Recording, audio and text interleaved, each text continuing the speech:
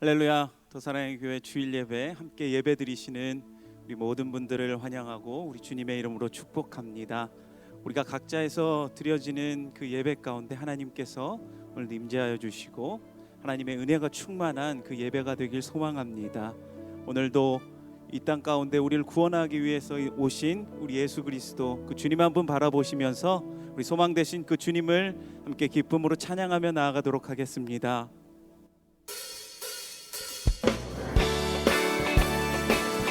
우리 박수치며 주님을 찬양하며 나아갑시다.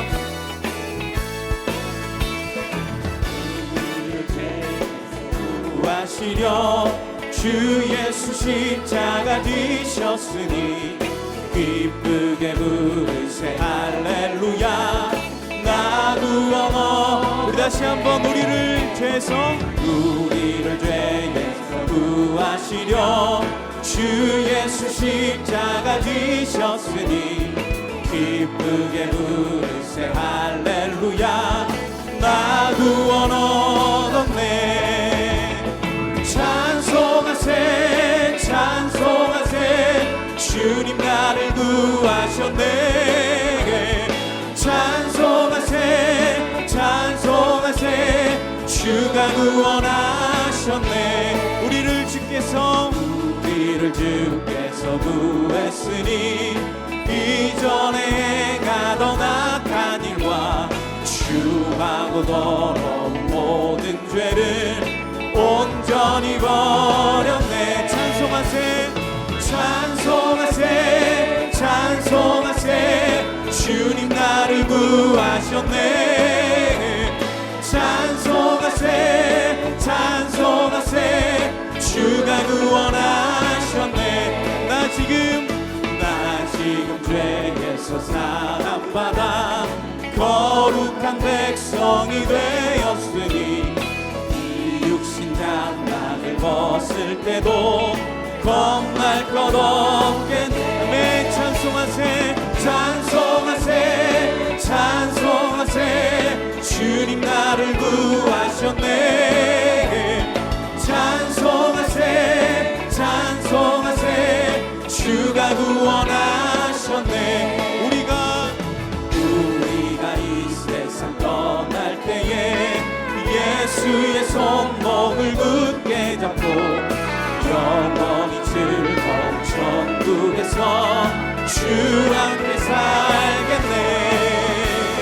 찬송하세 찬송하세 주님 나를 구하셨네. 찬송하세 찬송하세 주가 구원하셨네. 한 번 더 찬송하세 찬송하세 찬송하세 주님 나를 구하셨네. 찬송하세 찬송하세 주가 구원하셨네. 주의 보혈 능력이 또한 주의 피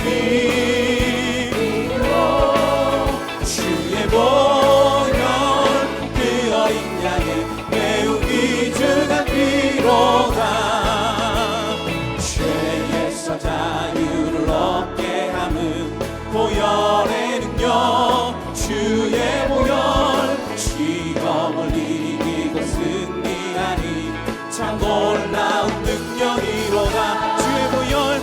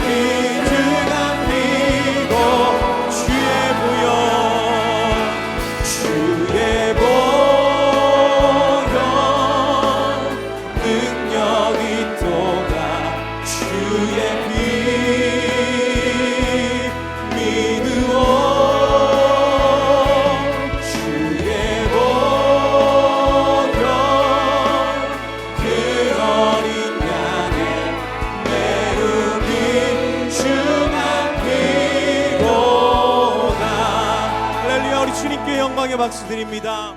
아멘.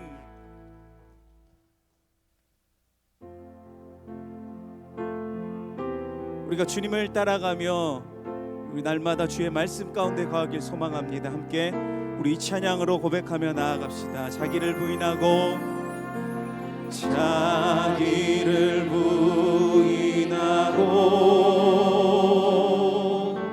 주님을 따라가네. 나의 십자가 지고 주님을 따라가네. 다시 한번 고백합시다. 자기를 부인하고 주님을 따라가네. 주님을 따라가네. 나의 십자가 지고 주님을 따라가네.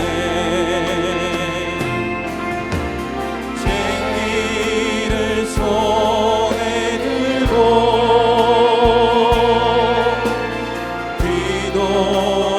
뒤돌아보는 자리 감당치 않으리라. 우리 주님께 주님을 바라보고 주님을 바라보고 주 안에 행하느니 십자가의 사랑을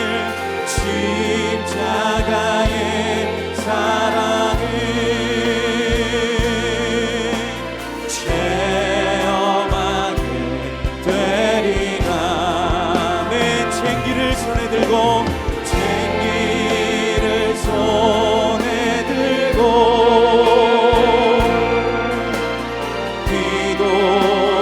뒤돌아보는 자리 감당치 않으리라. 우리 주님 쟁기를 손에 들고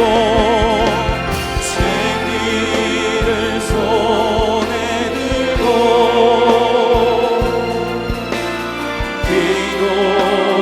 뒤돌아보는 자리 감당치 않으리라. 우리 한 번 더 고백합시다. 주님 쟁기를 손에 들고 손에 들고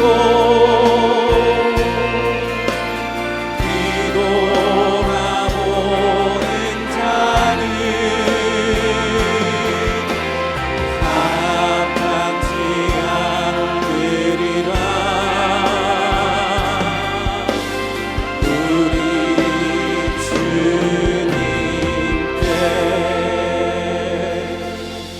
모두 자리에서 일어나셔서 찬양하심으로 하나님께 주일 예배를 드리겠습니다.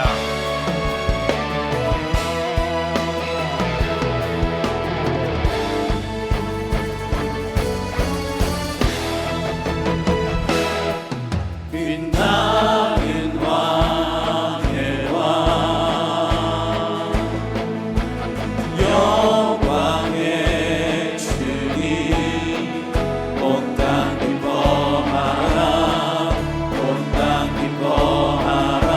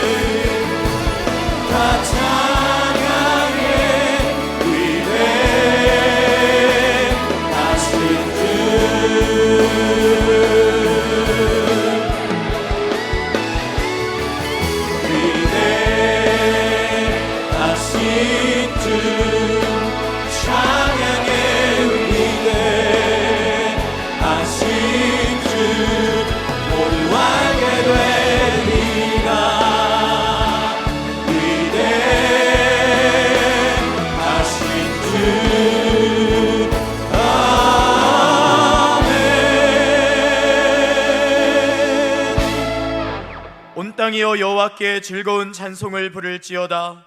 기쁨으로 여호와를 섬기며 노래하면서 그의 앞에 나아갈지어다. 여호와가 우리 하나님이신 줄 너희는 알지어다. 그는 우리를 지으시니요 우리는 그의 것이니 그의 백성이요 그의 기르시는 양이로다. 하나님은 영이시니 예배하는 자가 영과 진리로 예배할지니라. 아멘. 사랑하는 성도 여러분, 하나님이 기뻐하시는 예배는 상한 마음과 통회하는 심령이라고 하셨습니다. 이 시간 성령께서 깨닫게 하시는 잘못들을 가지고 진실한 마음으로 각자 입을 열어 참회하는 기도를 드리겠습니다.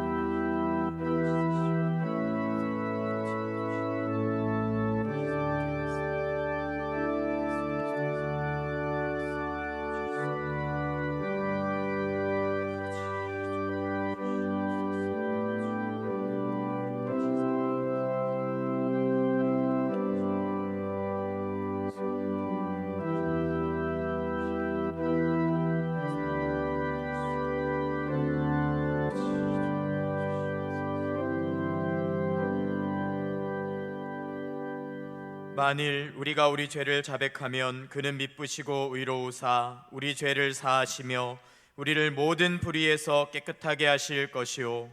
사랑의 주님, 이 놀라운 용서의 은총을 허락하신 것을 감사합니다. 이제는 우리가 법 아래 있지 아니하고 은혜 아래 있기 때문에 더 이상 죄가 우리를 주관치 못하는 줄 믿습니다. 이 시간 우리를 다시 한번 성령으로 강건케 하시고 충만케 하여 주옵소서. 예수님의 이름으로 기도합니다. 아멘. 자리에 앉아 찬양하겠습니다.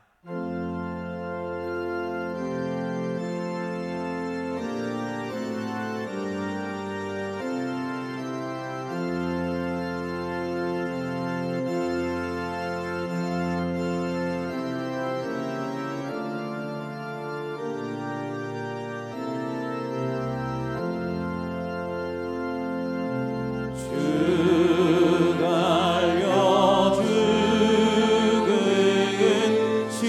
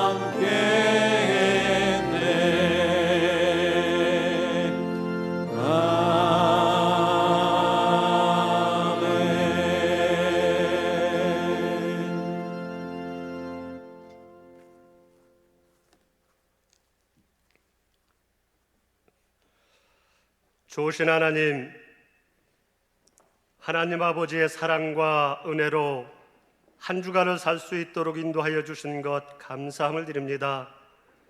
수고하고 무거운 짐진 자들아 다 내게로 오라. 오늘도 말씀으로 부르시는 주님 앞에 삶의 무거운 짐을 내려놓고 예배로 나아갑니다. 이 시간 성전에서 예배로 나가야 하지만 코로나19로 인하여 각 가정과 초소에서 온라인 예배로 나아갑니다. 자녀들과 함께 예배하는 가정들마다 주의 거룩한 성전이 되게 하시고 하나님이 찾으시는 참 예배자의 복된 가정들이 되게 하여 주시옵소서.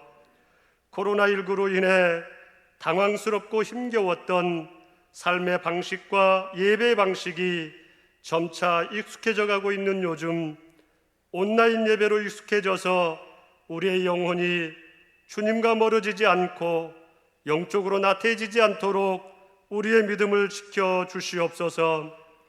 코로나19로 고통 가운데 있는 영혼들을 불쌍히 여겨 주시고 힘들어하는 가정들과 경제적인 침체로 실직과 파산으로 고통받는 이들을 위로하여 주시고 회복시켜 주시옵소서. 속히 코로나19가 종식되어 모든 삶이 일상으로 복귀될 수 있도록 인도하여 주시옵소서.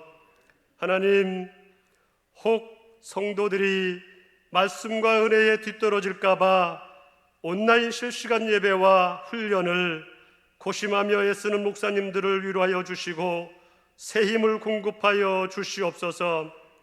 교회의 모든 사역과 예배가 또한 훈련이 정상화되어질 수 있도록 우리 하나님 인도하여 주시옵소서. 특별히 여러 방법으로 다락방 모임을 인도하는 순장님들과 순원들이 짐을 함께 나누어질 때에 하나님의 큰 위로와 은혜를 경험케 하여 주시옵소서. 모세오경 통독과 성경 필사를 실시합니다. 모든 성도가 함께 참여하여 주님과 함께하는 기쁨의 시간들이 되게 하여 주시옵소서. 다음 주일에 드리는 부활절 예배를 주님의 십자가의 고난을 생각하며 기도로 준비하는 한 주간이 되게 하시고 온라인 예배로 드리는 성금요 예배에도 큰 은혜를 허락하여 주시옵소서. 더 사랑의 교회를 사랑하시는 하나님, 우리 교회가 가르치고 치유하고 전파하는 사역을 잘 감당하며 교회의 목적과 비전, 문화사역에도 복음의 정신이 배어나게 하시고 더 사랑의 교회의 모든 성도들이 마지막 때의 믿음으로 잘 준비되어 기도와 말씀으로 무장하고 성령 충만함을 받아 순종하는 삶을 살아갈 수 있도록 인도하여 주시옵소서. 하나님, 말씀을 선포하시는 이인호 목사님을 성령의 능력으로 붙들어 주시고 영육의 간건함을 주셔서 하나님께서 맡겨주신 모든 사역들을 잘 감당하실 수 있도록 영력을 갑절이나 더하여 주시고 가정과 자녀들을 선하게 인도하여 주시옵소서. 이 시간 말씀이 우리 가운데 선포되어질 때에 우리의 심령이 가난한 심령이 되게 하시고 받은 말씀을 마음에 잘 새겨서 그리스도 예수의 마음을 품고 삶의 현장에서 믿음으로 살아가는 복된 성도들 될 수 있도록 인도하여 주시옵소서. 이 나라와 민족을 사랑하여 주시는 하나님, 감사함을 드립니다. 대한민국의 모든 정치와 문화가 바로 세워지게 하시고 경제가 회복되게 하시며 모든 질병과 환난에서 지켜보하여 주시옵소서. 대통령과 위정자들과 새로 선출된 국회의원들이 더 낮은 자세로 국가와 국민을 위하여 헌신할 수 있도록 인도하여 주시옵소서. 코로나19로 모든 예배와 모임이 중단되어 어려움 중에 있는 미자립 교회와 선교지와 선교사님들을 위로하여 주시고 모든 안전에서 지켜보호하여 주시며 필요한 것들이 잘 공급되어 섬기는 은혜로 충만케 하여 주시옵소서. 찬양 받으시기에 합당하신 주님, 임마누엘 성가대의 찬양을 받아주시고 우리 하나님 홀로 영광 받아 주시옵소서. 이 시간 부모님과 함께 예배드리는 어린 자녀들을 축복하여 주시옵소서. 이 모든 간구를 예수 그리스도의 이름으로 기도드리옵나이다. 아멘.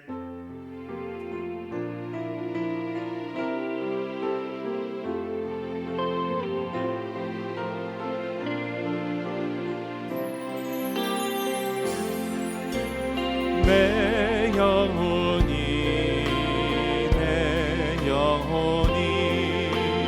주님을 찬양하며 기뻐합니다. 내 영혼이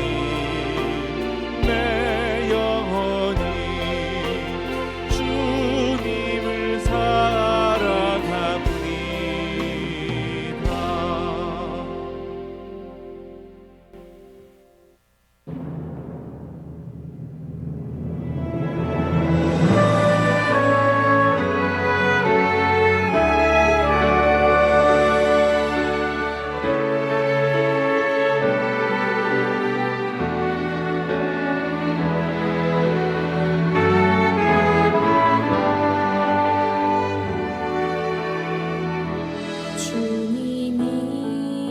주님이 주신 땅으로 한 걸음씩 나아갈 때에 수많은 적들과 견고한 성이 나를 두렵게 하지만 주님을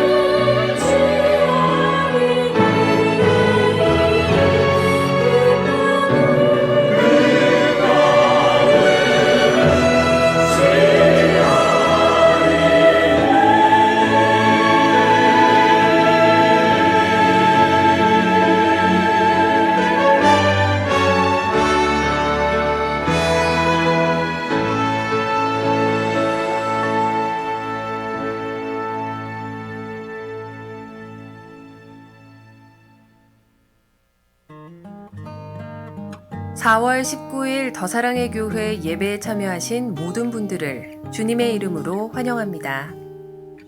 오늘은 코로나19 전염병 확산 예방을 위해 각 가정에서 온라인으로 예배를 드립니다.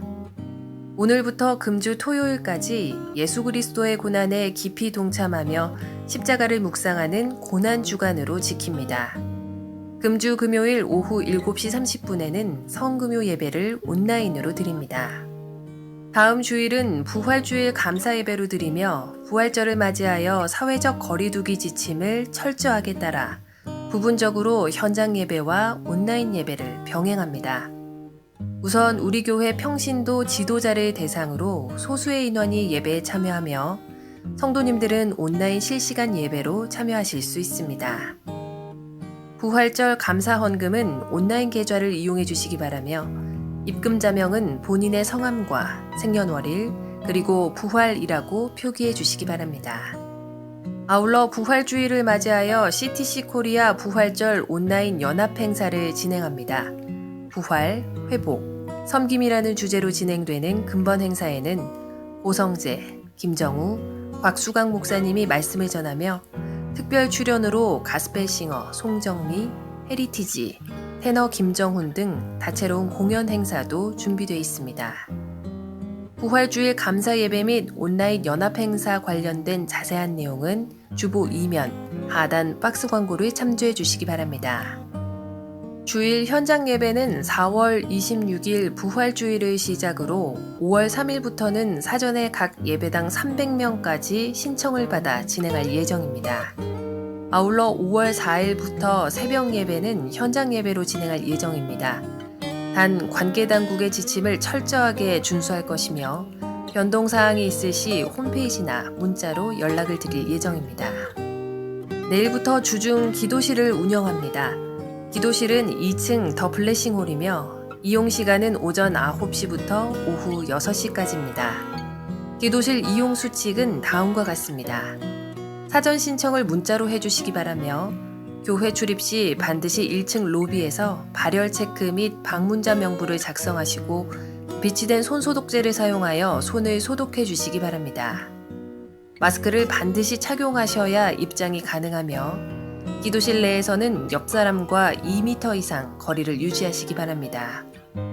주중 기도실 운영과 관련된 자세한 내용은 주보 2면 하단 박스 광고를 참조해 주시기 바랍니다. 코로나19 극복 기념 전교인 성경 필사를 진행합니다. 성경 필사는 릴레이로 진행하며 각자 맡은 분량을 적어서 제출해 주시면 됩니다. 필사 기간은 4월 20일부터 5월 3일까지 2주간이며 다음 세대를 포함한 모든 세대가 함께 참여할 수 있습니다. 필사지는 코로나19 상황을 믿음으로 이겨낸 것을 기념하여 책자로 편집, 교회에 비치하여 다음 세대 신앙의 증표로 삼을 예정입니다. 신청 및 필사 방법, 진행 일정 등 자세한 내용은 주보 2면을 참조해 주시기 바랍니다. 큐티 기초반 모집 안내, 이웃사랑 마스크 나눔 기부 안내, 교우 동정은 주보를 참조해 주시기 바랍니다. 할렐루야. 고난주간이 시작하는 주일 가정에서 모여 예배드리는 우리 성도님들을 환영하고 축복합니다. 옆에 있는 가족들과 함께 인사하겠습니다. 예수님을 생각합시다. 이렇게 인사하겠습니다. 예수님을 생각합시다. 코로나19 성경필사 신청이 오늘로 마감됩니다. 오후 4시 30분까지 마감입니다. 다락방 순장님이나 지역 담당 교역자에게 문자로 신청해 주시기를 부탁드립니다. 자세한 일정은 주보를 참고해 주시기 바랍니다. 성금요 예배가 이번 금요일 저녁 7시 30분에 온라인으로 드려집니다. 많은 참여를 부탁드립니다. 다음 주일은 부활절 예배로 드리며 사회적 거리두기 지침에 따라 방역 수칙을 지켜서 오프라인 예배를 부분적으로 시작합니다. 순장님들을 먼저 대상으로 합니다. 5월 3일부터는 신청을 받아 300명까지 본당에서 예배를 드립니다. 새벽도 5월 4일부터는 오프라인으로 시작을 합니다. 기도로 함께 동참해 주시기를 부탁드립니다. 기도실을 운영합니다. 안전을 위해서 가장 넓은 2층 블레싱 홀에서 방역 지침을 준수하여 진행합니다. 신청 등 세부 사항은 주보를 참고해 주시기 바랍니다. 코로나19를 이기는 특별 이벤트 당첨자 명단입니다. 주한나 집사님, 이영미 집사님, 박영철 집사님, 조영주 집사님, 차효주 집사님이십니다. 축하드립니다. 사진 이벤트는 이번 주로 마감이 됩니다. 그리고 다음 주부터는 더사랑 갤러리에 계속 동참을 부탁드리겠습니다. 오늘 주보에 보면 더사랑 갤러리에 유요한, 이미소, 박하선 어린이가 작품이 실렸습니다. 동일하게 선물을 보내드리도록 하겠습니다. 기타 광고는 주보를 참고해 주시기 바랍니다. 우리에게 주시는 하나님의 말씀은 빌립보서 2장 5절에서 8절까지의 말씀입니다. 한 목소리로 함께 합독해 올리겠습니다. 너희 안에 이 마음을 품으라. 곧 그리스도 예수의 마음이니 그는 근본 하나님의 본체시나 하나님과 동등됨을 취할 것으로 여기지 아니하시고 오히려 자기를 비워 종의 형체를 가지사 사람들과 같이 되셨고 사람의 모양으로 나타나사 자기를 낮추시고 죽기까지 복종하셨으니 곧 십자가에 죽으심이라. 아멘. 이인호 목사님 말씀 증거해 주시겠습니다.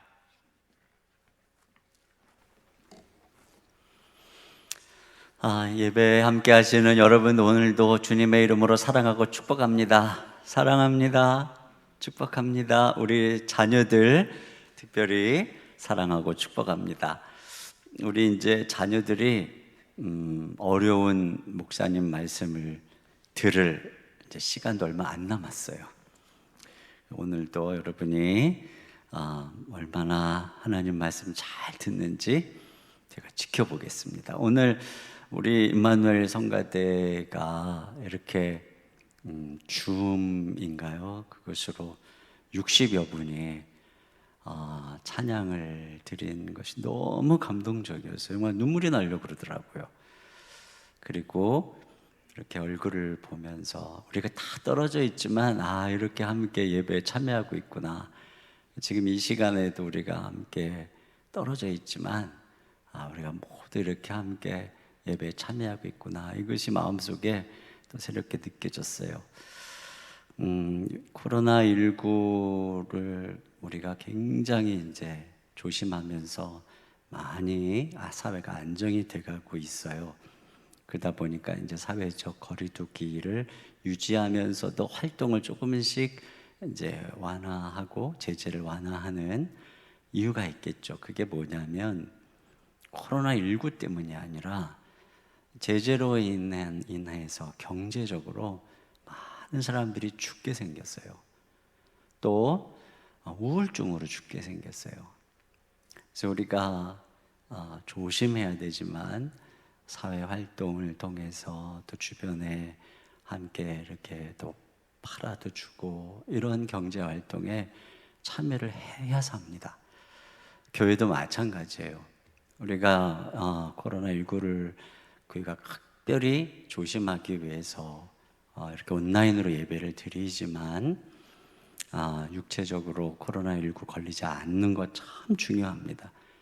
근데 이렇게 계속 가면 영적으로 죽습니다. 이렇게 영상으로 예배 못 드리는 가정도 많이 있어요. 그래서 저희들이 이제 조금씩 단계적으로 이렇게 본당에서 함께 예배를 드리면서 이렇게 여러 가지 규칙을 준수하면서 시작을 하고자 하는 것입니다. 여러분 거의 2달 정도 이렇게 예배를 드리고 있는데 우리가 영적으로 해이해지지 않도록 특별히 깨어 있도록 힘써 주시기를 부탁을 드립니다. 세계에서 가장 높은 폭포를 베네수엘라의 앙헬 폭포라고 하는데 어느 정도 높으냐면은 979m 위에서 좀 물이 떨어집니다. 우리나라의 제일 높은 잠실 롯데타워가 123층 555m인데요. 저 한번 사진 보세요. 그거보다도 424m나 더 높은 곳에서 떨어지니까 구름 위에서, 그러니까 저 밑에서 보면 정말 신비롭죠. 그래서 이 우기에 물이 저렇게 풍성할 때는 저기를 구경하려면 헬기를 타고 가서 또 이게 작은 강에 보트를 타고 접근해야만 저 신비스러운 광경을 볼 수 있다고 합니다. 우리 그 주님의 십자가의 사랑을 한편에서는 그 세계 제1의 폭포라고는 나이아가라, 그 수량이 많고 넓잖아요. 근데 그러한 압도적인 풍성함도 이 십자가의 그 나이아가라와 같은 그런 사랑이지만, 다른 한편에서 우리 주님의 사랑은 방금 보신 앙헬 폭포처럼 넓고 깊어서 신비함을 헤아리기 어려운 사랑입니다. 오늘 본문은 그 높이와 깊이가 얼마나 큰지 주님께서 저 높은 곳에서 이 낮은 곳으로 임하시는 과정을 세 단어로 표현을 하는데, 첫째로는 비우셨다, 둘째로는 낮추셨다, 셋째로는 죽으셨다, 이렇게 표현하고 있습니다. 이것을 살펴보면서 우리 주님의 십자가의 신비로운 은혜를 생각해 보기를 바랍니다. 첫째로는 주님께서는 자기를 비우셨습니다. 원래 우리 주님께서 얼마나 높은 위치에 있었는가로 오늘 본문이 시작을 하는데, 6절 상반절에 그는 근본 하나님의 본체시나 이렇게 말하죠. 여기 하나님의 본체라고 하는 이 단어는 헬라어로 하면은 모르페라고 하는 단어인데요, 이 모르페라고 하는 이 본체라고 하는 단어는 내면의 본질을 형체로 드러내는 것을 말합니다. 이 땅에서는 내면과 그 외모가 항상 일치하는 건 아니에요. 외모는 천사같이 생겼는데 내면에는 흉측한 악마가 들어있는 경우도 많이 있잖아요. 탤런트들이 텔레비전에서 뭐 왕이나 또는 의사나 또는 뭐 장군이나 이런 연기를 하지만 실제의 그들은 그냥 탤런트죠. 이건 모르페가 아니에요. 이건 그냥 연기죠. 가면입니다. 모양이죠. 근데 이와 다르게 속과 겉이 일치하게 드러나는 게 모르페란 말이에요. 어떤 사람이 서민처럼 위장한 왕과 친구로 친하게 지냈어요. 왕인지도 모르고. 근데 어느 날 왕이 영광스러운 왕의 위엄으로 보좌에 앉아 있고 여러 대신들이 쫙 아련을 하고 있는 그 웅장한 대궐의 초청을 받았을 때 그는 아마 그 앞에서 엎드러지게 될 것입니다. 이게 바로 그 왕의 모르페란 말이죠. 이와 같이 하나님에게 걸맞는 모르페의 본체로 우리 주님께서 계셨다는 것입니다.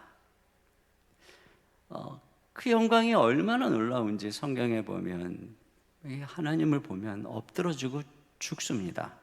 시내산에 하나님 임재하실 때 땅이 진동하고, 계시록에 보면 하나님의 모양이 아름다운 보석과 같고 그 보좌에 둘러진 무지개는 녹보석과 같고, 보좌에 24장로들이 둘러서 하나님께 경배를 드리고 또 주변에 천사가 쉼없이 하나님을 찬양하고, 보좌에서 천둥과 번개와 우레소리가 나고, 그 앞에는 수정 같은 유리 바다가 쫙 펼쳐져 있어서 감히 가까이 올 수 없는 하나님의 영광을 드러내죠. 이게 바로 하나님의 본체입니다. 근데 주님께서 이와 같은 자리에 계셨다는 거예요. 6절 하반절에 보면 하나님과 동등됨을 취할 것으로 여기지 아니하셨다라고 했는데, 그러니까 하나님과 동등했다는 것이지요. 여기 동등하다는 것은 이등변 삼각형의 이 두 변이 같잖아요. 이것처럼 우리 예수님은 하나님과 똑같은 분이시다라고 말씀하는 것입니다. 그런데 그 예수님께서 본래에 가지신 그 높은 자리를 취할 것으로 여기지 않고 자기를 비우셨단 말입니다. 비우셨다. 왜 비우셨나가 7절에 나옵니다. 7절에 보니까 오히려 자기를 비워 종의 형체를 가지사 사람들과 같이 되었고, 자, 우리가 손에 있는 걸 놔야 다른 걸 집을 수가 있어요. 이것처럼 주님께서 사람이 되시기 위해서 자신의 본체를 비우셨다는 것입니다. 여기 종의 형체라고 하는 이 형체라고 하는 단어도 똑같은 모르페입니다. 모르페. 그러니까 내면의 본질을 그대로 드러낸 형체가 모르페라고 했잖아요. 그러니까 예수님께서는 이 종의 형체, 즉 이 사람의 이 모양만 가지신 게 아니라 종의 본질, 즉 사람의 본질을 가지셨단 말이에요. 그러니까 우리 주님께서는 본질적으로 사람이 되셨고 또 모양으로 나타나신 거예요. 그래서 7절 하반절 이하에 보니까 사람들과 같이 되셨고 사람의 모양으로 나타나셨다. 근데 이렇게 예수님께서 사람의 형체로 나타나시려면 어떻게 해야 돼요? 원래 가지고 계셨던 하나님의 형체를 버리셔야 되는 것이죠. 그러므로 주님께서는 낮고 천한 사람의 모양으로 나타나시기 위해서 하늘의 영광스러운 본체를 비우셨다 하는 것이죠. 근데 여기서 우리가 알아야 되는 것은 주님께서 비우신 것은 본질에 걸맞는 본체, 존재 양식을 버린 것이지 사람이 되시기 위해서 하나님이라는 본질마저 버린 것은 아닙니다. 어떤 사람들은 예수님이 사람이 되시기 위해서 신성, 즉 주님이 전지하신, 전능하신, 무소부재하신 하나님의 본질의 일부를 버렸다라고 주장합니다. 그런데 예수님께서 우리 같은 사람이 되기 위해서 신성의 일부를 버리셨다면 예수님이 탄생하실 때 더 이상 예수님은 완전한 하나님이 아닌 거죠. 만약에 예수님이 완전한 하나님이 아니시라면 예수님은 죄가 없는 의로운 완전한 그리스도가 될 수가 없습니다. 왜냐하면 이 세상에 의롭고 선하고 완전한 분은 오직 하나님 한 분뿐이기 때문에 그렇습니다. 어떤 천사도 불완전한 피조물에 불과한 것입니다. 그러므로 예수님이 완전한 하나님이 아니라면 인류의 죄를 대신 지시는 흠없는 완전한 제물이 되실 수가 없다는 것이지요. 그러므로 예수님께서는 단지 하나님으로서의 이 본체, 존재 양식을 버린 거지 이 세상에 인간을 오실 때 본질 자체를 비운 게 아니란 말입니다. 그래서 예수님이 이 땅에 우리랑 똑같은 사람으로 계실 때에 주님은 여전히 완전한 하나님이셨어요. 예수님이 자궁에 잉태되는 순간에도 어린아이일 때에도 청소년기에도 30세가 돼서 공생애를 사실 때에도 모든 순간에 예수님은 완전한 하나님이셨습니다. 그래서 실제로 예수님은 이 땅에 계실 때 자신이 하나님이라고 말씀하셨습니다. 예수님은 분명히 우리랑 똑같은 인간이셨어요. 그래서 연약하셨고 주무셔야 했고 피곤하고 배고픔을 느끼시고 고통을 느끼셨습니다. 그러나 동시에 예수님은 물로 포도주를 만드셨고 바람과 바다를 잔잔케 하시고 오병이의 기적을 이루시고 무리를 걸어가시고 죽은 자를 살리시는 이러한 역사를 이루셨죠. 그러니까 예수님이 이 땅에 계셨을 때에는 예수님의 완전한 하나님이시면서 동시에 완전한 인간이셨던 것입니다. 과연 어떻게 이 두 가지가 공존하는가는 이성적으로 이해할 수 없습니다. 그러나 성경은 분명히 그렇게 말씀하는 것이죠. 그래서 이에 대해서 주 451년에 칼케돈 회의에서 다음과 같이 정리를 했어요. 어떻게 정리했느냐? 그는 그의 신성으로는 성부 하나님과 동일하신 본질인 동시에 그의 인성으로는 우리들과 동일한 본질이시며 모든 면에서 우리들과 같으시나 죄는 없으시다. 그의 신성으로 하면 영원 이전 성부에 의해 나셨으며 그의 인성으로 하면 그를 잉태한 동정녀 마리아에게서 우리들과 우리의 구원을 위해 태어나셨다. 그분은 한 분 하나님이시며 하나님과 동일하신 그리스도로 성자 주님 독생자이시다.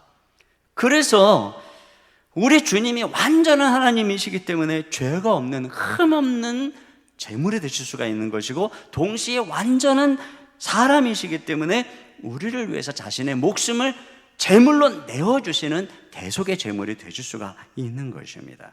이렇게 주님께서는 우리의 구원자가 되시기 위해서 자기를 비우신 것입니다. 여기에 비웠다라고 하는 이 단어를 영어 성경에는 자기를 nothing으로 만드셨다라고 이렇게 번역을 했습니다.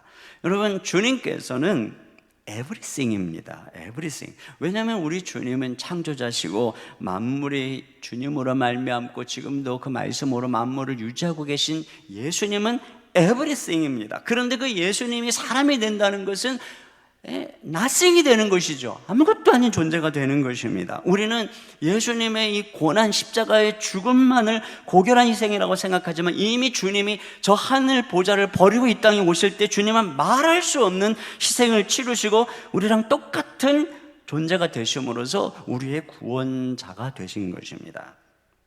가끔 제가 이제 아내에게 뭐를 부탁하는 말투가 마음에 안 들면 제 아내가 그래요. 여보, 제가 부교역자인 줄 아세요? 제가 비서인 줄 아세요? 이렇게 얘기를 해요.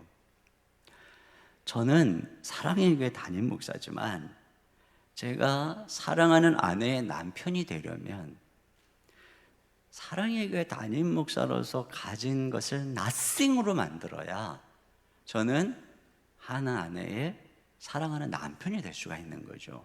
요즘 가정에서 온 가족이 삼시세끼를 먹다가 보니까 아이들은 말이에요, 집에서 삼시세끼를 해주는 엄마는 대단하게 여기고 재택근무하는 아빠는 빈둥빈둥 거리는 것처럼 생각할 수 있어요.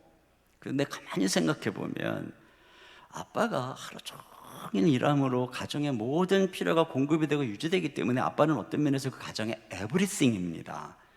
그러므로 당연히 아빠를 소중하게 존중하고 보호받아야 하고, 그래야 아빠가 쉼과 회복을 해서 직장에 가서 열심히 일해야 가정이 필요가 공급되는 거죠. 그렇기 때문에 자녀들은 아빠가 빈둥거린다고 너무 뭐라고 그러면 안 돼요. 소중히 여기고 아빠를 격려하고 힘을 주어야만 가족을 열심히 일하는 거예요.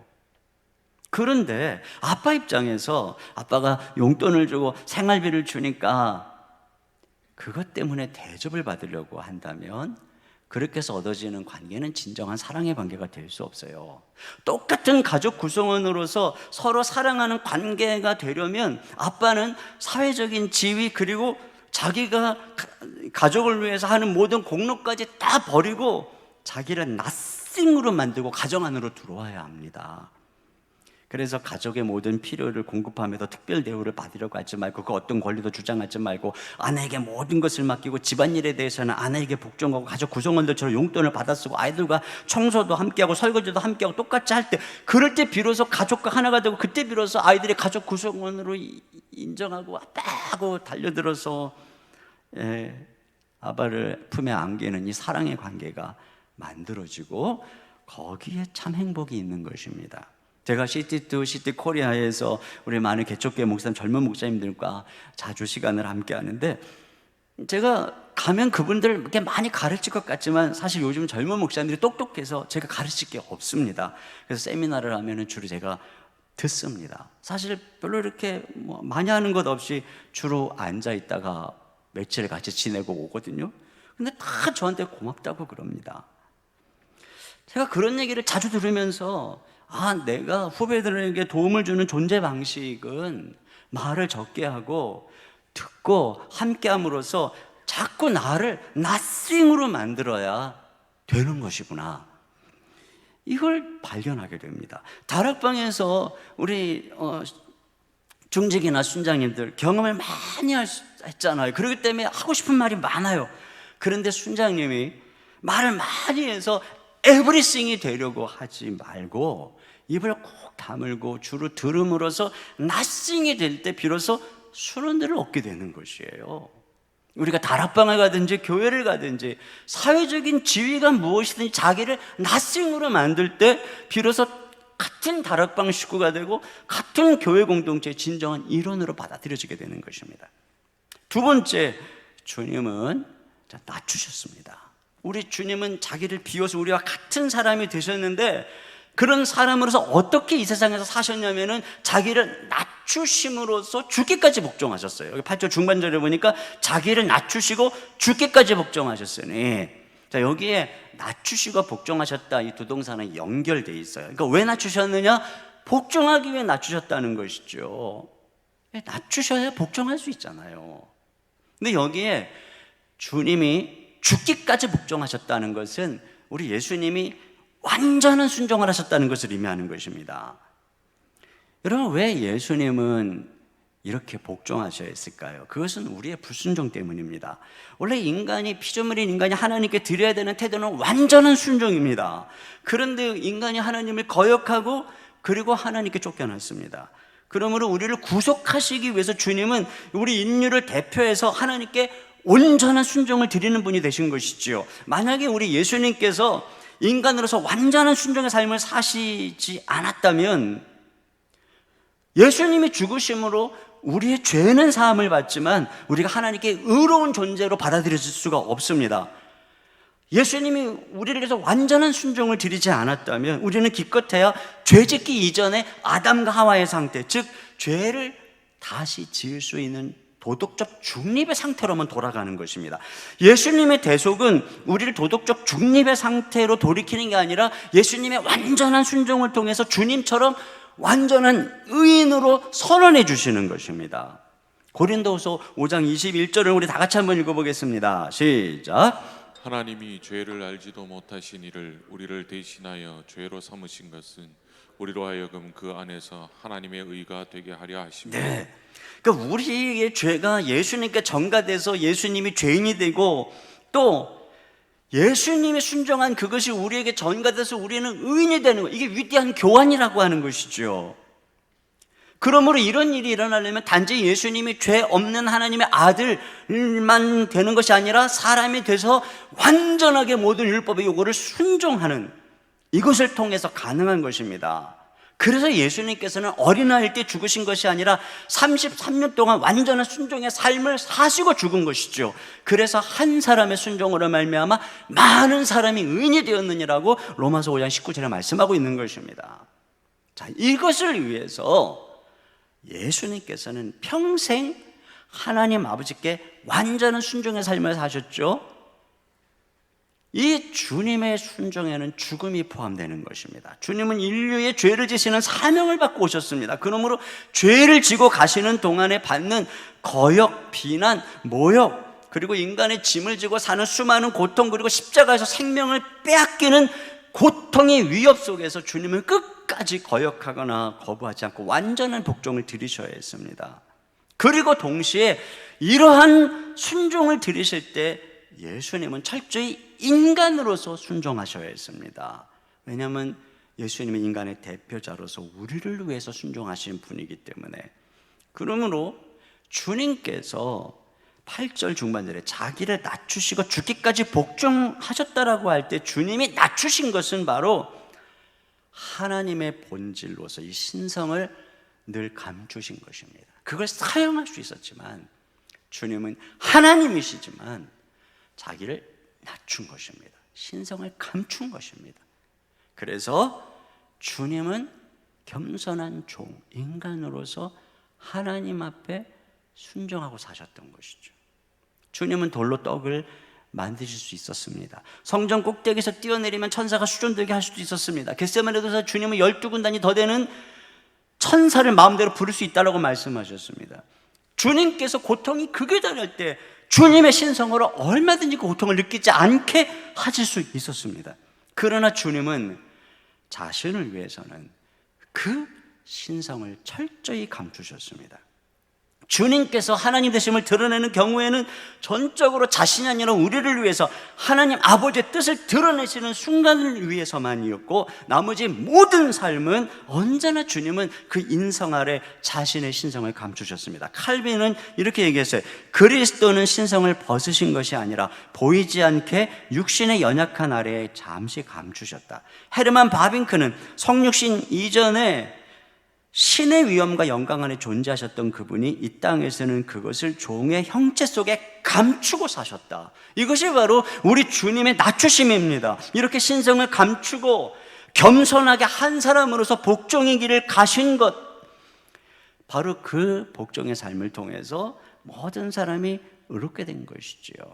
원래 태어나면서부터 빈민가에 줄곧 사는 사람과 달리 왕궁에서 살던 공주는 그 빈민가의 환경이 극심히 불편하고 고통스러울 것입니다. 이처럼 언제나 하나님의 본질을 가지고 계신 주님께 이 인성으로 살아가며 십자가에 짐을 지고 가는 길은 참으로 고통스러운 삶입니다. 그러나 주님은 고난 속에서 순종을 배우시며 끝까지 낮추셨습니다. 그렇게 겸손히 복종함으로 우리의 구원을 이룬 것입니다. 여러분, 우리 주님께서 이와 같이 복종함으로써 우리를 의롭게 하신 이유는 동시에 우리도 예수님처럼 복종하는 자녀가 되게 하려는 것입니다. 하나님은 거역하던 우리가 예수님처럼 하나님 앞에 순종하는 자녀가 되게 하시려고 우리를 구원하신 것입니다. 그러므로 가장 하나님이 아름답게 여기는 성도의 모습은 복종하는 모습입니다. 성경에 복종하라는 단어가 얼마나 많이 반복되는지를 여러분이 기억하셔야 합니다. 성경은 하나님께 복종하고 하나님의 세운 질서와 권위에 복종하고 그분의 말씀에 복종하고 피차에 복종하라고 누누이 말씀하고 있습니다. 그러면 우리가 어떻게 예수님처럼 복종할 수 있을까요? 그것은 바로 자기를 예수님처럼 낮추는 것입니다. 그때만 복종할 수 있습니다. 여기 3절 하반절에 보면은 오직 겸손한 마음으로 각각 자기보다 남을 낮게 여기고라고 말씀하고 있습니다. 자기보다 남을 낮게 여기려면 자기를 낮춰야 합니다. 그때 복종할 수가 있는 것입니다. 자녀가 부모를 자기보다 낮게 여겨야 복종할 수 있는 거죠. 복종하지 않는다는 것은 자기보다 낮게 여기지 않고 있는 것입니다. 아내가 자기보다 남편을 낮게 여기고 남편이 아내를 자기보다 낮게 여길 때 복종할 수 있습니다. 나보다 남을 낮게 여기려면 주님께서 신성을 인성 안에 감추셨던 것처럼 우리는 내 지위, 내 경험, 내 지식을 가릴 줄 알아야 합니다. 그래서 내 의견을 굽힐 줄 알고 남의 의견에 귀를 기울 줄 알고 자기 주장을 처리할 줄 아는 것, 이게 복종이고 이게 겸손입니다. 끝까지 자기 고집을 내세우고 자기 뜻대로 하려는 사람은 자기를 남보다 낮게 여기는 사람이죠. 그들은 자아를 못 박는 법을 모르는 사람입니다. 예수님은 하나님이신데도 자기를 낮추셨는데 우리의 본질이 죄인이고 피조물임에도 불구하고 자기가 신이라도 되는 것처럼 자기의 의견은 언제나 옳은 것처럼 낮출 줄 모르는 사람은 정말 예수님을 만난 사람이라고 할 수 없습니다. 그들은 교만한 사람이고 이것이 바로 하나님이 가장 싫어하는 모습입니다. 그리스도를 닮지 않은 여러 모습이 있지만 그 중에 대표적인 모습은 뭐냐? 고집입니다. 다른 사람의 의견을 듣지 않고 여러 사람의 의견을 무시하며 고집을 부리는 것은 소신도 확신도 그 사람이 옳음도 아니고 교만인 것입니다. 반면 그리스도인으로서 성숙해 간다는 것은 의견을 더 잘 굽힐 줄 아는 것, 남의 말을 더 잘 들을 줄 아는 것, 주변의 사람들을 나보다 더 낮게 여길 줄 아는 존재가 되는 것입니다. 특별히 남편들은 아내를 자기보다 낮게 여기는 것이 여러분 신앙의 성숙의 척도입니다. 제가 미성숙할 때는 언제나 아내보다 내가 낫다는 생각을 했습니다. 내가 아내를 구제해 주었다 라는 확신 속에 살았습니다. 그러나 인생의 나이가 들어가면서 비로소 나보다 아내가 낫다는 진실에 눈을 떠가고 있습니다. 남편들 가슴에 손을 얹고 아직도 한번 여기 남편 우리 장로님들 가슴에 손을 한번 얹어보세요.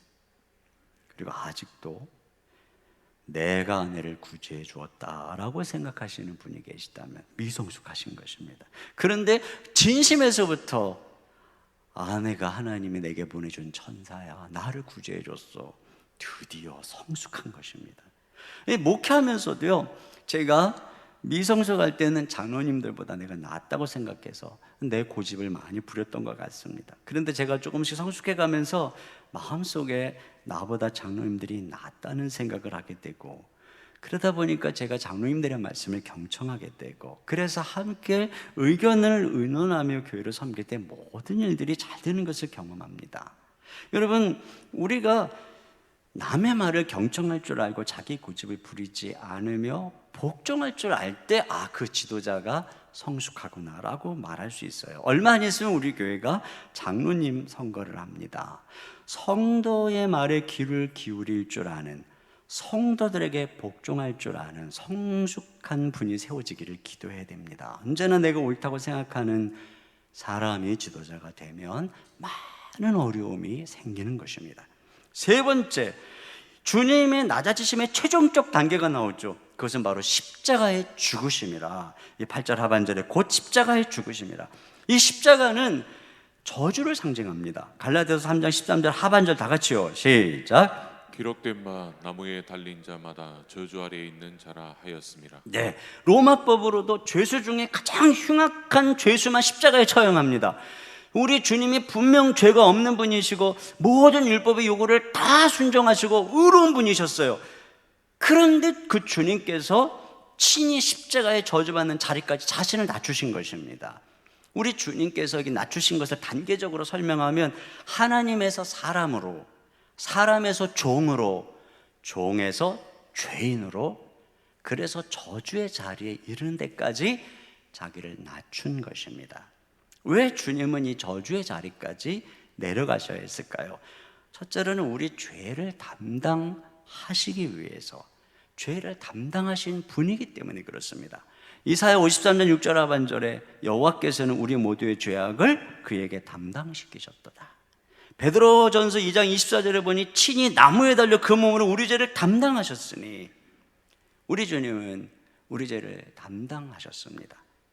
그래서 고린도후서 21장 3반절 이렇게 말합니다. 같이요, 시작. 하나님이 죄를 알지도 못하신 이를 우리를 대신하여 죄로 삼으신 것은 네, 죄를 알지도 못하시는 예수님, 우리를 대신해서 죄로 삼으셨다. 즉 죄인으로 삼으셨다는 것이죠.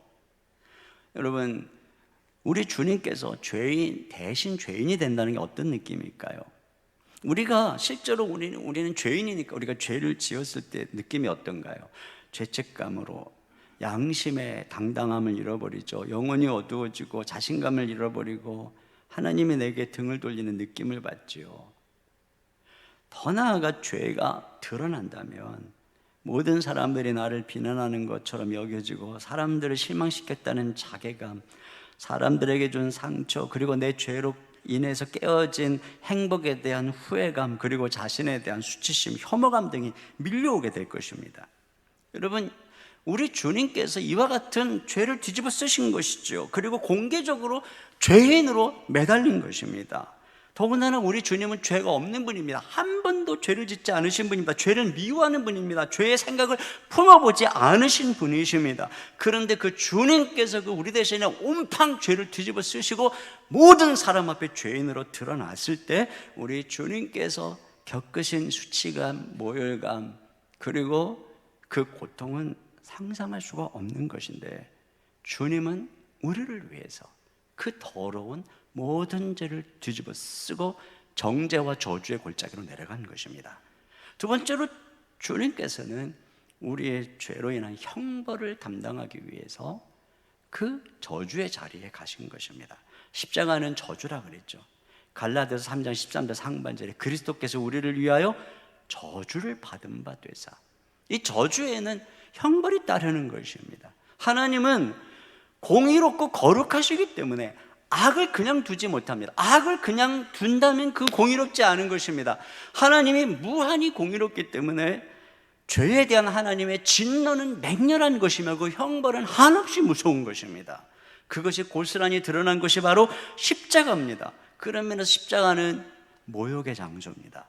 주님은 신문을 받으시는 동안, 채찍에 맞으시는 동안, 십자가를 지시고 올라가시는 동안, 그리고 십자가에 매달려 있는 내내 조롱과 비웃음과 침뱉음과 모욕을 당하셨습니다. 하나님의 아들이면 내려와 봐라. 여러분, 우리는 세상에서 사람들이 우리를 말로 비난할 때, 또는 댓글로 우리를 험담할 때, 악플로, 얼마나 그것이 아프고 심장을 도려내는 것처럼 고통스러운지 우울증에 걸리기도 하고 공황장애에 걸리기도 하고 심지어 목숨을 끊기도 하지 않습니까? 주님은 그러한 무수한 모욕으로 고통을 당하셨습니다. 모욕을 당하셨습니다. 또한 이 십자가는 우리 주님께 육체적인 형벌의 고통의 장소입니다. 십자가는 인류가 고하는 것 중에 가장 고통스러운 사형법입니다. 이 십자가에서 예수님을 양발과 양손에 못을 박아서 그 십자가 나무에 지탱시킵니다. 예수님은 오직 그 못에 의해서 달려있는 것이지요. 그러므로 몸의 무게 중력에 의해서 이 양손에 가해지는 고통은 더 심하고, 특별히 이 몸통이 자꾸 처지기 때문에 이 팔은 점점 힘이 돼서 늘어지게 됩니다. 그러면 주님께서는 이 몸통 갈비뼈에서 이 폐가 짓눌리게 되고, 그러면 질식해서 숨을 쉴 수 없는 상황이 되니까 숨을 쉬기 위해서 이 팔에 힘을 주고 몸통을 끌어올려야만 숨을 쉴 수가 있는데, 그때의 이 양손에 어마어마한 장렬감과 번갯불로 지지는 듯한 고통이 느껴지고, 이 몸을 들어 올리는 동안 채찍으로 맞아서 다 찢겨진 이 등짝은 십자가의 거친 나무에 끌리면서 그렇게 고통스럽게 해야 숨을 한 번 쉴 수가 있는 것입니다. 십자가에 달려있는 내내 모든 숨 쉬는 순간마다 고통 속에서 숨을 쉬다가 기력이 다 해지시면 결국 질식해서 숨을 거두게 되는 것이 바로 십자가. 그래서 이 십자가는 가장 끔찍한 고통의 장소입니다. 그뿐인가요? 십자가는 버림받은 것이죠. 예수님을 따르던 모든 사람들이 다 등을 돌리고 도망갔습니다. 하나님 아버지도 예수님을 버렸습니다. 거기서 그렇게 철저하게 저주받은 존재로, 순결가 아닌 저주받은 존재로 완전히 어둠 속에 버려진 곳, 그것이 바로 십자가입니다. 그렇게 주님께서는 가장 낮고 천한 그곳에서 우리를 위해 형벌을 받으신 것이죠. 그래서 셋째로, 주님은 그곳에서 모든 값을 치룬 것입니다. 예수님이 십자가에서 운명하시면서 다 이루었다라고 말씀하셨어요. 요한복음 19장 30절 하반절 다 같이 읽습니다. 시작. 다 이루었다 하시고 머리를 숙이니 영원히 떠나가시니라. 네, 다 이루었다는 것은 값을 다 치렀다는 것입니다. 우리 주님께서 죄인이 받아야 되는 모든 고통을 아낌없이 다 받은 것입니다. 우리 하나님께서는 의로우시기 때문에 예수님 당시에 있는 죄인들뿐 아니라 역사 속에서 주님이 오래 참았던 모든 죄에 대한 진노, 그리고 앞으로 태어날 모든 사람들, 하나님이 구원받은 하나님의 사람들이 향한 모든 진노를 예수님에게 다 쏟아 부은 것이고, 예수님께서는 그걸 온전히 담당하기 위해서 신성을 철저히 감추시고 끝까지 고통 하나 남은 것까지 다 감당하기 위해서 거기서 철저하게 견딘 것입니다. 이것을 견디는 동안에 주님이 기절하지도 않으시고 심장마비로 돌아가지도 않으시고, 주님께서는 끝까지 그 모든 형벌을 다 남김없이 받으시고 운명하실 때 주님 말씀하셨습니다. 다 이루었도다. 다 이루었도다. 값을 다 치루었다. 그렇게 주님 운명하실 때 휘장이 갈라지고 결국 우리 주님을 십자가에 부활시킴으로써 우리 하나님은 모든 값이 다 치루어진 것을 선언하셨습니다. 만약에 우리가 그 값을 치르려고 했다면 우리는 영원히 치룰 수 없기에 영원히 맹렬하게 타오르는 지옥의 불꽃에서 영원히 고통받아야 합니다. 그러나 예수님께서, 하나님이신 예수님께서 단번에 그 모든 대가를 치른 것입니다. 우리의 모든 죄값을 치르고 주님의 영벌 진노를 그치게 하실 분은 오직 하나님으로서 사람이 되어 우리를 위해 죽으신 예수님 한 분 외에는 없는 것입니다. 오직 그분 안에서만 진노가 멈추고 화평이 임하는 것이지요. 정죄는 사라지고 의인이 되는 것입니다. 하늘로부터 나타나는 하나님의 진노를 막아줄 방패, 산성, 피할 피난처는 오직 우리 주 예수님 외에는 없는 것입니다. 이 믿음만이 우리를 구원하는 것이고, 우리가 이 믿음 안에 구원 머물러 있을 때 우리는 하나님 앞에 구원을 받는 것입니다. 사랑하는 성도 여러분, 얼마나 높은 곳에서 낮아질 수 있는가? 누군가가 나를 위해 얼마나 고통과 모욕을 참을 수 있는가? 이것이 진정한 사랑의 척도입니다. 그런 면에서 우리 주님의 그 높고 그 깊은 이 낮아진 이 사랑은 우리가 어떤 깊은 수렁과 어떤 죄의 늪에 비참한 가운데 빠져 있을지라도 우리를 찾아내는 주님의 참된 사랑을 보여줍니다. 그리고 이 사랑은 그 어떤 모욕과 핍박과 저주가 올지라도 절대로 끊어질 수 없는 하나님의 사랑을 보여주는 것입니다. 이것이 바로 우리를 향한 사랑의 이야기입니다. 우리 주님의 십자가의 고난, 그것은 바로 우리를 향한 사랑이죠. 이게 왜 중요합니까? 그 사랑 안에 우리의 존재가 있기 때문에 그런 것입니다. 깊은 사랑, 고귀한 희생 속에서 비로소 우리가 얼마나 귀한 존재인지 알게 되는 것입니다. 비록 이 세상에 부모는 한계가 있을 수밖에 없다 할지라도 우리 모두는 오늘 이 본문에서 보여지는 말할 수 없는 신비로운, 이해할 수 없는 엄청나고 고귀한 사랑 속에 태어난 것입니다.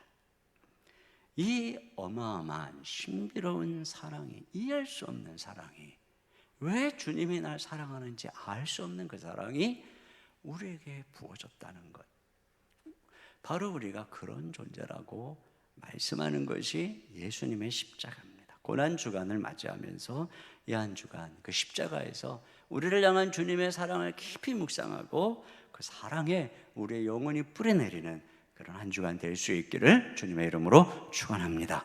우리 시간에 같이 예수님 왜 날 사랑하나, 이 찬양 같이 드렸으면 좋겠어요. 사랑이 구주를 죽게 했네, 왜 날 사랑하나. 겸손히 십자가 지시었네, 왜 날 사랑하나. 왜 주님 갈보리 가야 했나, 왜 날 사랑하나. 우리 같이 주님께 찬양 드리겠습니다.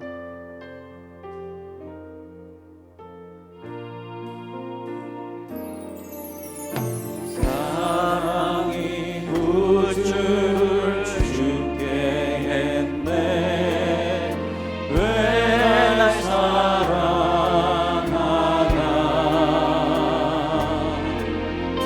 겸손히 십자가 지시었네, 왜 날 사랑하나.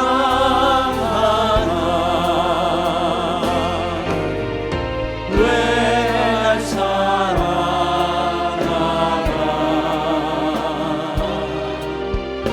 왜 날 사랑하나.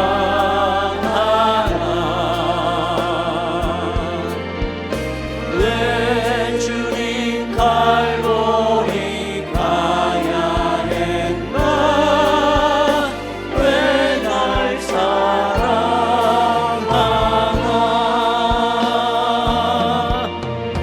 그 소망을 날 위해 지키셨네,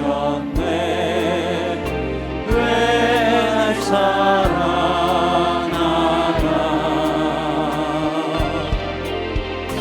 고난을 당하여 구원했네, 왜 날 사랑하나.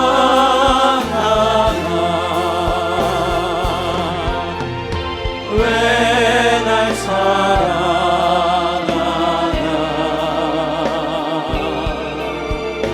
왜 날 사랑하나.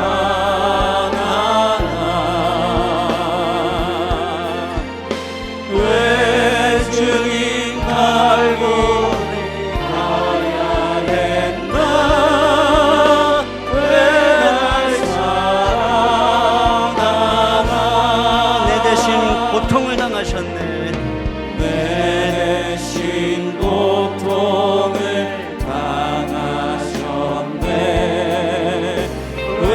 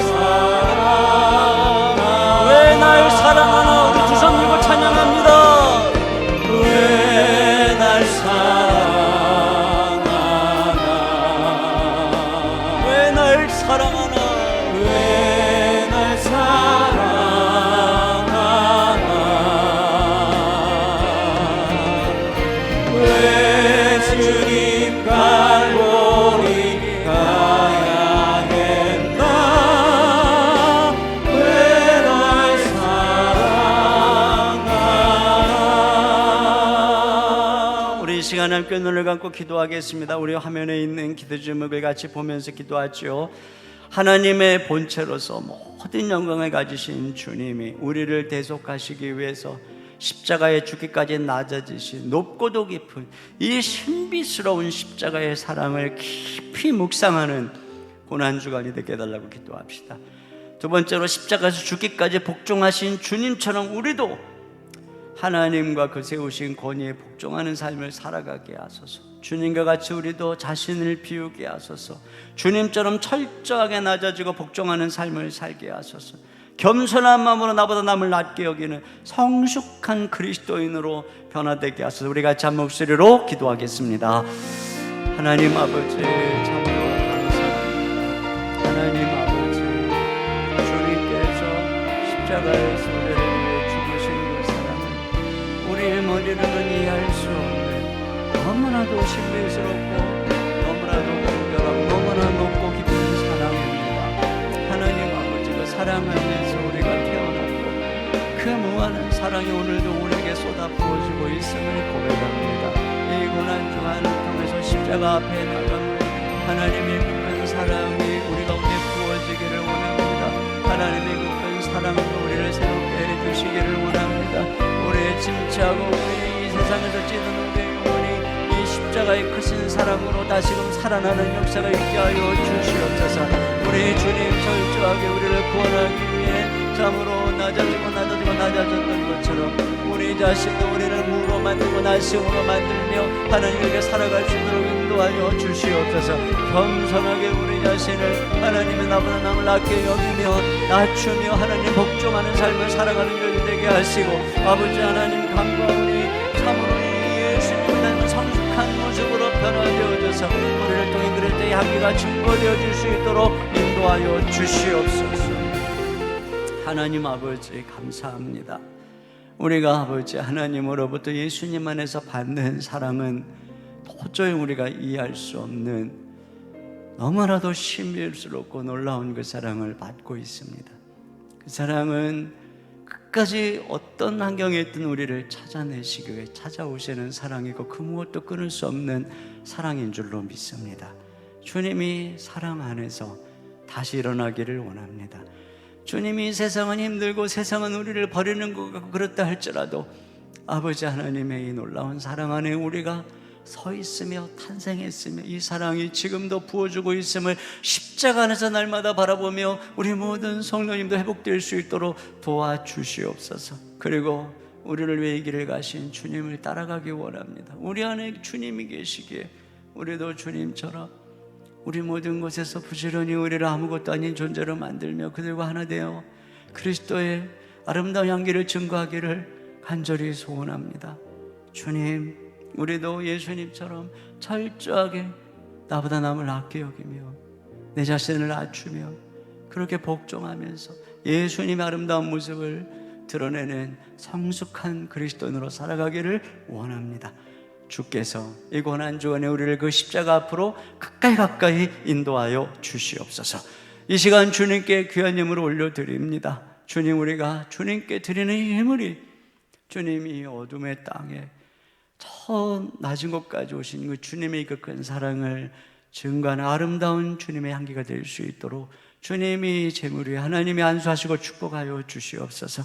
아버지께 귀한 것을 드리는 우리를 위해 모든 것을 내어주신 하나님의 그건 사랑 앞에 마음을 다해서 예물을 드리며 우리의 삶을 드리는 우리의 사랑하는 성도들 우리 주님이 받으시고 축복해 주시고, 주께서 이 어려운 때에 우리 주님이 공급자가 되시고 목자가 되셔서 필요를 공급해 주시고 연약함을 치료해 주시고 마음의 모든 불안과 우울과 모든 답답한 것들을 주님이 치료해 주시고 우리 주님 강건하고 굳건하게 사랑하는 성도들을 붙잡아 주시옵소서. 군에 있는 아들들 지켜주시고 우리 유학 중인 자녀들 돌봐주시고 하나님 출타 중인 모든 성도들 눈동자같이 지켜 보호하여 주시옵소서. 이 나라의 민족 모든 코로나 위협으로부터 속히 완전히 회복될 수 있도록 하나님께서 도우시고 교회마다 다시 한번 부흥의 불길이 일어나도록 축복해 주시기를 원합니다. 우리 주 예수님의 이름으로 기도하옵나이다. 아멘. 우리 하나님께 준비하신 헌금을 드리겠습니다.